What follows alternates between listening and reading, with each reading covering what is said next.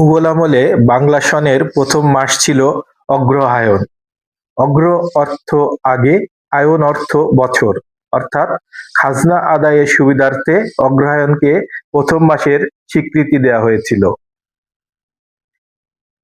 অগ্রহায়ণ বাংলা সনের অষ্টম মাস।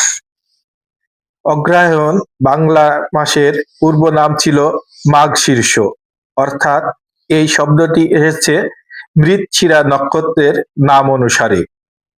অগ্রহায়ণ মাস তাই নবান্নের বার্তা বয়ে নিয়ে আনে। কিষান কিষানির আঙিনায় সোনার ফসল, সবাই ভীষণ ব্যস্ততা। ২০০৮ সাল থেকে পহেলা অগ্রহায়ণ জাতীয় কৃষি দিবস হিসাবে ঘোষণা করা হয়েছে।